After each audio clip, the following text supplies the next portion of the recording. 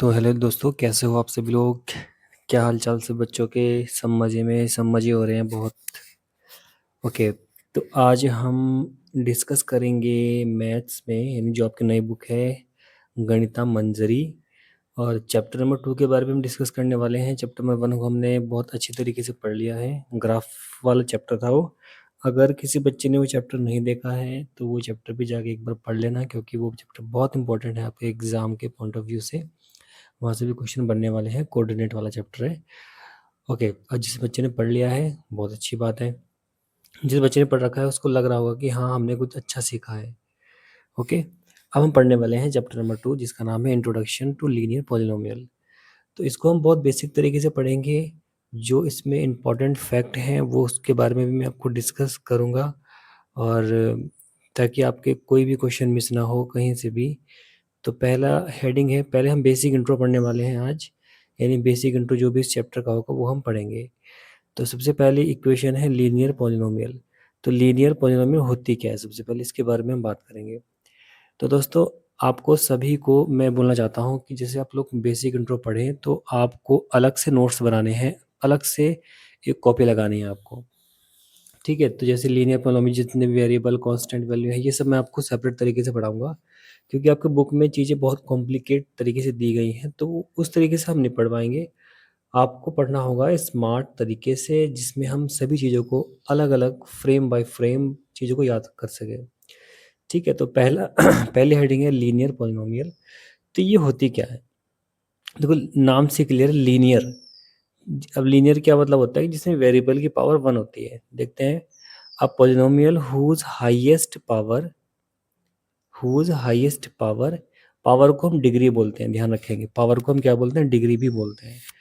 तो a polynomial whose highest power या degree of variable is 1 is called a linear polynomial.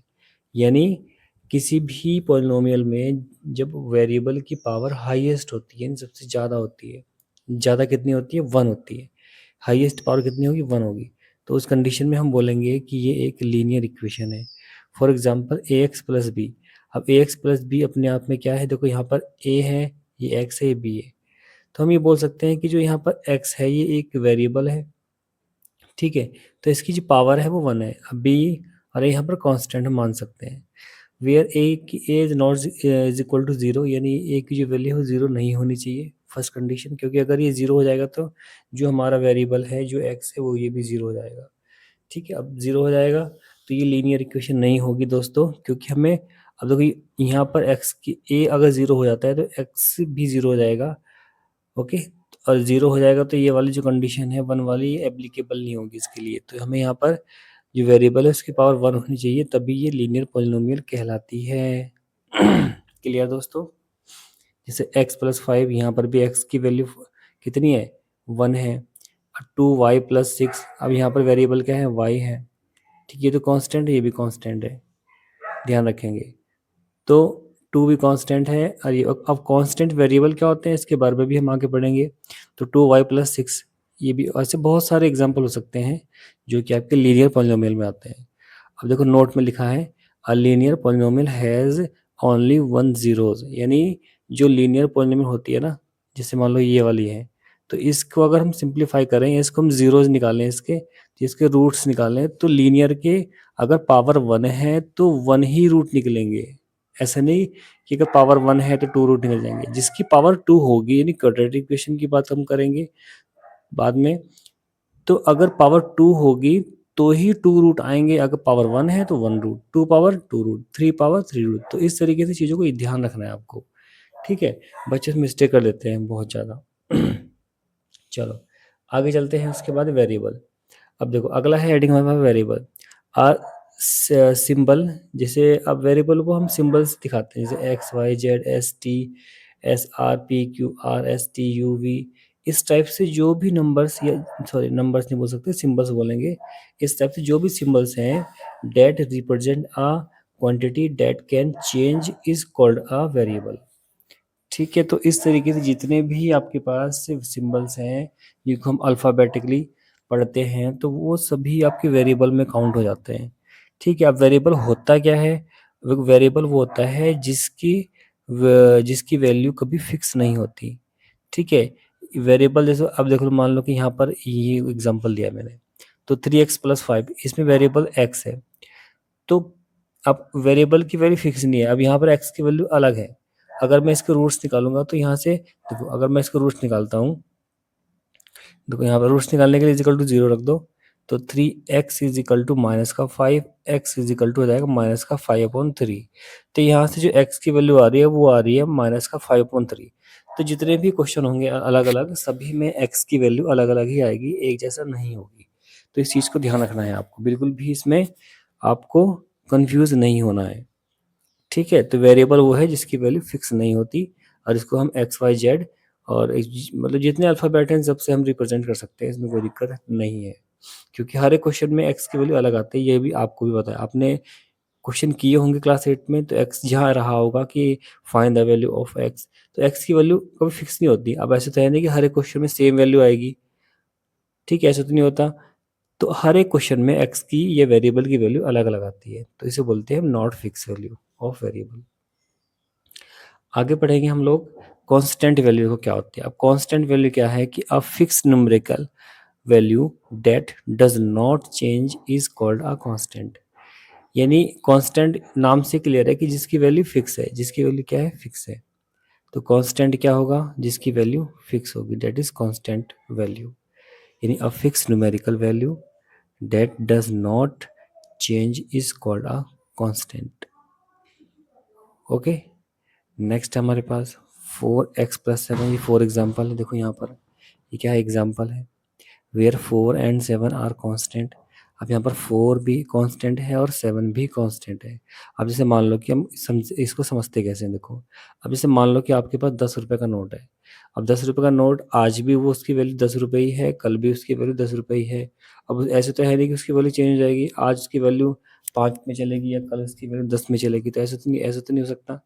जिसकी अब जो 10 रुपये का नोट है उसकी वैल्यू फिक्स रहेगी, वो 10 रुपये में ही चलेगा, वो ना 20 में चलेगा ना 5 में चलेगा। तो इसको बोलते हैं कांस्टेंट, वो क्योंकि वो कांस्टेंट है। 10 अपने आप में कांस्टेंट है, 20 कांस्टेंट, जितने भी न्यूमेरिकल वैल्यू आती हैं ये सभी आपस सभी एक क्या है, कांस्टेंट वैल्यू होती हैं। तो इस चीज़ को ध्यान रखेंगे दोस्तों। ओके, तो मेरे ख्याल से यहाँ भी कोई दिक्कत नहीं है किसी बच्चे को, यहाँ तक चीज़ें समझ आ चुकी हैं सभी के, सबने चीज़ें अच्छे से पढ़ ली हैं। अब आगे हम बात करेंगे टर्म्स के बारे में। देखो अब टर्म्स क्या होती हैं। The individual part of an algebraic expression separated by plus or minus sign are called terms। यानी एक्सप्रेशन क्या होते हैं, टर्म्स क्या होते हैं। हम हर चीज़ बहुत अच्छे से पढ़ने वाले हैं, क्योंकि अगर आपका बेसिक क्लियर है तो क्वेश्चंस वगैरह तो आप उधेड़ के फेंक दोगे, उसमें कोई दिक्कत वाली बात नहीं है। अब देखो टर्म्स क्या होता है कि जैसे मान लो कोई एल्जेब्रिक एक्सप्रेशन है आपके पास, तो जितने अब जो भी, जैसे मान लो कि ये एग्जांपल है, एक्सप्रेशन क्या है हमारे पास, ये 5x + 3 - 2y। तो इसमें टर्म्स कितनी होंगी, टर्म्स को सेपरेट कौन करेंगे, सिर्फ प्लस और माइनस साइन ही इसको सेपरेट करेगा, और साइन इनको सेपरेट नहीं करेंगे। फर्स्ट थिंग तो इसको ध्यान रखेंगे आप लोग। जैसे मान लो कि एक्सप्रेशन है 5x + 3 - 2y, तो इसमें टोटल टर्म्स 3 है। एक 5x, अब प्लस में देखो यहाँ प्लस लग गया तो एक 3 हो जाएगी, अब माइनस लग गया तो 2y हो जाएगा। तो 1 2 3 ये 3 जो हैं। अब देखो जैसे मान लो कि हमने 5x लिया, 3 यहाँ से लिया, और 2y जो लेंगे ना, माइनस आपको साइन भी साथ में लगाना होता है। जैसे यहाँ पर प्लस है तो प्लस तो हिडन फॉर्म में है, कोई दिक्कत नहीं है। लेकिन जो माइनस का साइन है वो आपको शो करना होगा, वो आपको दिखाना होगा 2y। तो टोटल टर्म्स कितनी है। अब जैसे मान लो एक क्वेश्चन और, एक एक्सप्रेशन और ले रहा हूँ मैं। जैसे मान लो 3y प्लस 6x + 2। अब इसमें अब एक और ले लो 4z, इस टाइप से ले लो। तो उसमें टोटल टर्म्स कितनी आ रही हैं, 1 कॉमा लगाओ 6x, 2 4z, तो 1 2 3 4। तो इसमें टोटल 4 टर्म्स हैं। तो मेरे ख्याल से किसी बच्चे को समझने में कोई दिक्कत नहीं हो रही होगी, चीज़ें सब कुछ आसान लग रहा होगा आपको कि चीज़ें बहुत आसान होती चली जा रही हैं। तो इसीलिए हमें आगे भी ऐसे बढ़ते जाना है, क्वेश्चन को उधेड़ के फेंक देना है। क्लियर है यहाँ तक, कोई दिक्कत नहीं किसी बच्चे को। चलो आगे चलते हैं, इसके बाद अगला देखते हैं स्टेप है क्या।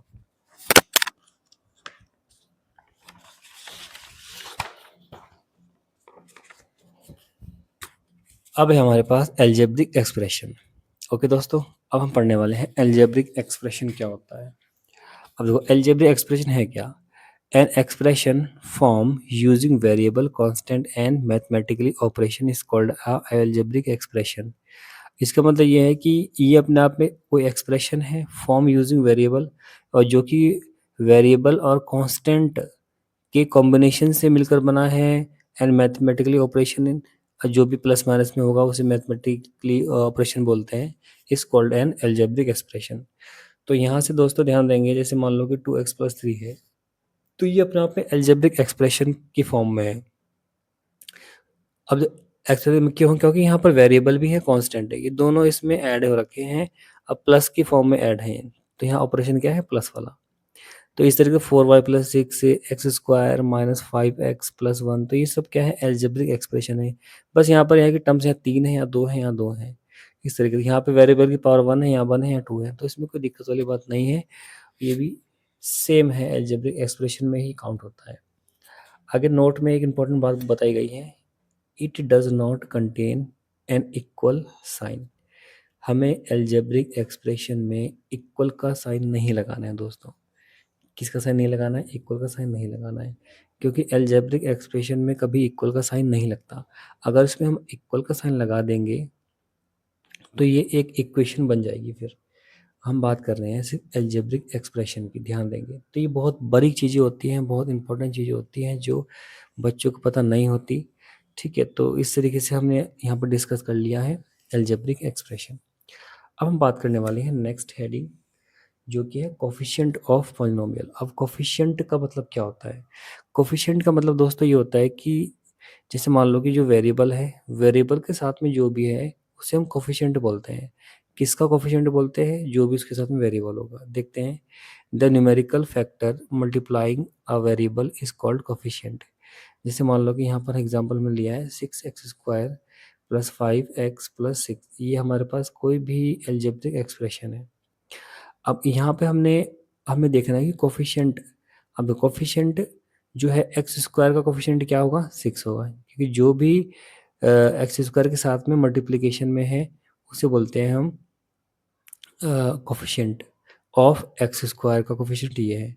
एक्स का कोफिशिएंट 5 है, क्योंकि एक्स के साथ में क्या है, मल्टीप्लाई में 5 है, तो 5 जो है वो एक्स का कोफिशिएंट है, 6 जो है वो एक्स स्क्वायर का कोफिशिएंट है। जिससे पूछा है उसको निकाल दो, इसमें कोई दिक्कत वाली बात नहीं है दोस्तों। ओके, ध्यान रखेंगे। अगर हमसे पूछा है कि एक्स का कोफिशिएंट बताओ तो 5 आंसर हो जाएगा, 6 का कोफिशिएंट बताओ तो यहाँ से सॉरी एक्स स्क्वायर का कोफिशिएंट बताओ तो 6 हो जाएगा। तो इस तरीके से चीज़ें बहुत ईजी हो जाती हैं। अगला है कि नोट में इंपॉर्टेंट चीज़ है, if no number is written it it is assume to be 1। अगर आपके पास कोई भी नंबर नहीं लिखा, जैसे मान लो कि एक एग्जांपल यहाँ दे रहा हूँ मैं, जैसे मान लो कि x² + 6x + 5 है, ये भी मान लो एक्सप्रेशन है, तो कोफिशिएंट ऑफ x² क्या होगा? अब कोफिशिएंट ऑफ x² क्या होगा?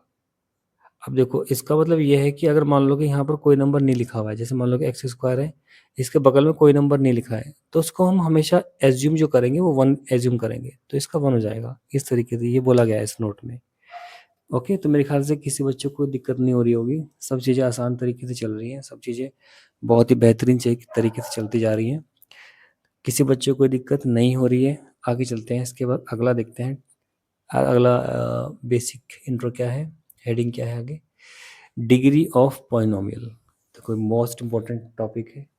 डिग्री ऑफ पॉलिनोमियल का मतलब क्या होता है कि the highest power of the variable, यानी किसी भी वेरिएबल एक्स वाई जेड, जो भी अब अल्फ़ाबेट के हिसाब से जो सिंबल्स होते हैं जिसको हम वेरिएबल बोलते हैं, उनकी जो हाईएस्ट पावर होती है उसको ही किसी भी एक्सप्रेशन में उस किसी भी एक्सप्रेशन में पर्टिकुलर वेरिएबल की जो हाईएस्ट पावर होगी वही उसकी डिग्री होती है, इस कॉल्ड है डिग्री। जैसे मान लो कि यहाँ पर एक्सप्रेशन में हमने तीन एग्जांपल लिए, यहाँ पर तीनों अलग अलग है। तो पहले वाले एग्जांपल में क्या दिया है कि यहाँ वेरिएबल की पावर 1 है, देखो एक्स है ना, एक्स वेरिएबल है तो इसकी पावर 1 है, 1 हिडन फॉर्म में आपको नहीं दिख रहा है तो हम 1 एज्यूम करेंगे उसको, तो डिग्री 1 हो जाएगी। अब यहाँ पर इस वाले एक्सप्रेशन में चेक करेंगे तो एक्स की पावर 2 + 4x + 7। अब इस वाले टर्म्स में जो एक्स है वेरिएबल है, इसकी हाईएस्ट पावर कितनी है? एक्स की यहाँ पावर 2 है या एक्स की पावर 1 है, तो हम हाईएस्ट पावर को ही कंसिडर करेंगे, तो पावर 2 हो जाएगी, यानी डिग्री 2 हो जाएगी। ऐसे ही यहाँ पर भी हम यहाँ पावर 1 है, यहाँ पावर 2 है, यहाँ पावर 3, हम हाईएस्ट पावर को ही लेंगे तो पावर जो डिग्री होगी वो 3 हो जाएगी। तो मेरे ख्याल से यहाँ तक कोई दिक्कत नहीं किसी बच्चे को। ओके, यहाँ तक समझ में आ चुका है सब बच्चों के। आगे चलते हैं। इसके बाद अगला हेडिंग क्या है? अगली हेडिंग में क्या दिया गया है दोस्तों? Type of polynomial. अब टाइप ऑफ पॉलिनोमियल में क्या है?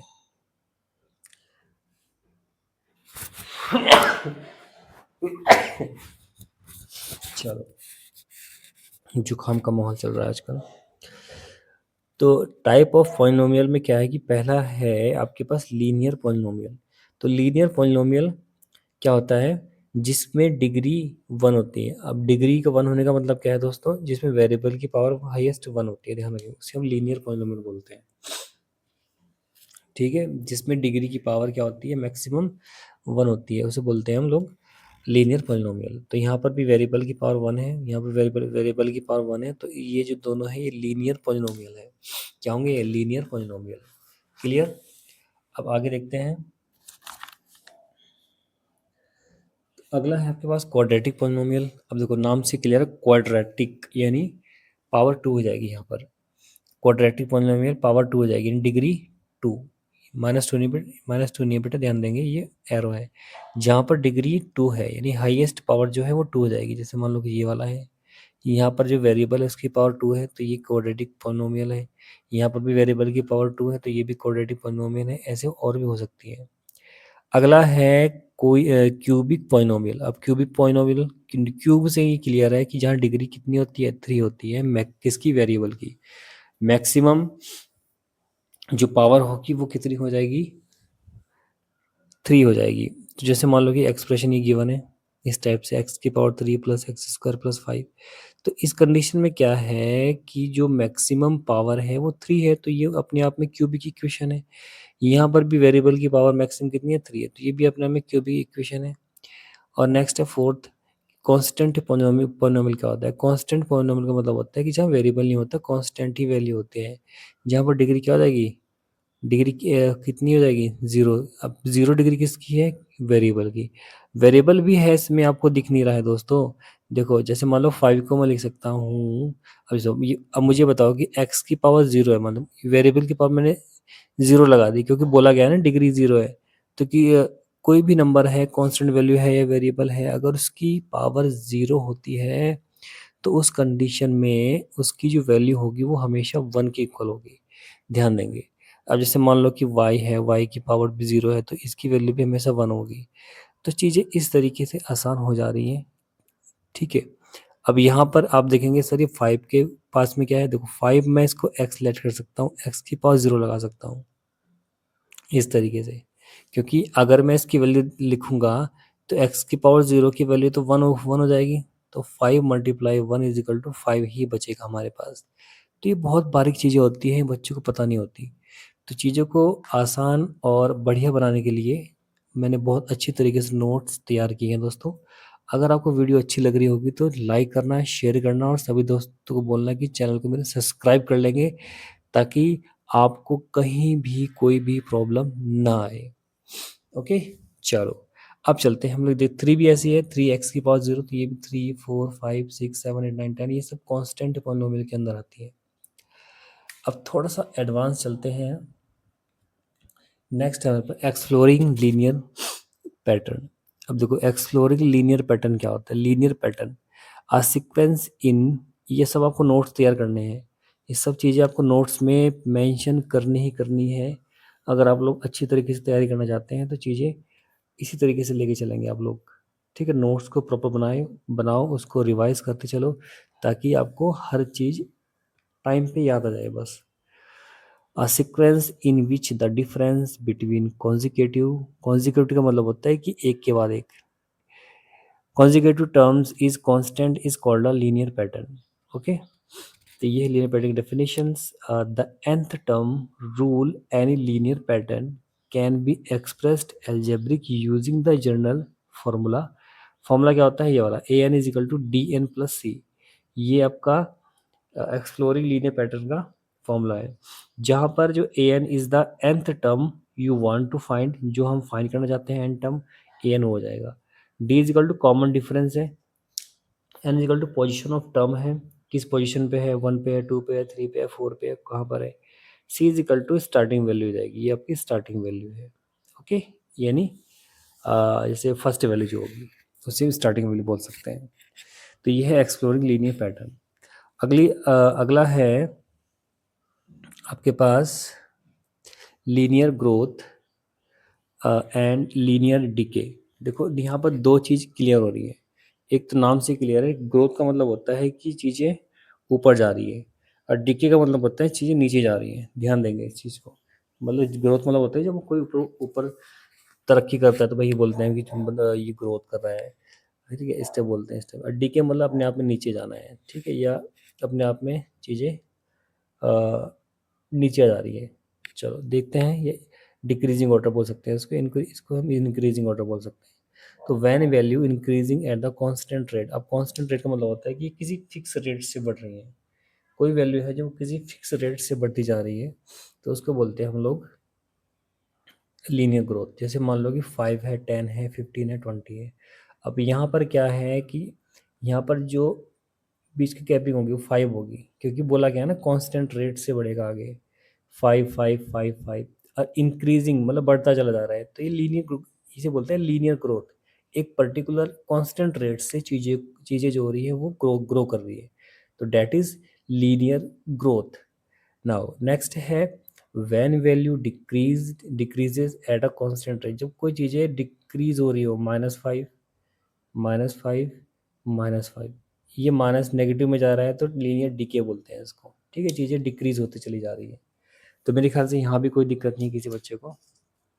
मज़ा आ रहा है नहीं आ रहा है? अगर आ रहा होगा तो लाइक कर देना भाई, पहले बता रहा हूँ मैं, एक ही काम बोल रहा हूँ बस करने के लिए। चलो अब ये लास्ट है हमारा, इसके बाद क्वेश्चन स्टार्ट हो जाएंगे भाई। ओके, नाउ तो linear growth increase steadily positive slope, और linear decay decreases steadily negative slope. अब ढाल है, स्लोप मतलब ढाल, जैसे ये है इस टाइप से, तो ये ढाल जो होता है इसमें ये वाला ढाल नीचे की तरफ इस टाइप से जाएगा। तो ये ढाल जो है ये नीचे की तरफ जाएगा तो नेगेटिव स्लोप, ऊपर की तरफ जाएगा तो पॉजिटिव स्लोप। बस इतना ध्यान रखेंगे वो लोग। तो both linear growth and decay can be expressed are linear equation. इस तरीके से इस इक्वेशन से इसको दिखाएंगे हम लोग। तो y is equal to M x plus C हो जाएगा। जो m होगा यहाँ पर इसको हम बोलते हैं स्लोप बोलते हैं। ध्यान देंगे इसको क्या बोलते हैं, स्लोप है। नेगेटिव पॉजिटिव आगे देखते हैं। Where y is equal to final quantity at given time. ये फाइनल क्वांटिटी है जो गिवन टाइम जो भी हमें दी होगी। m is equal to the rate of change.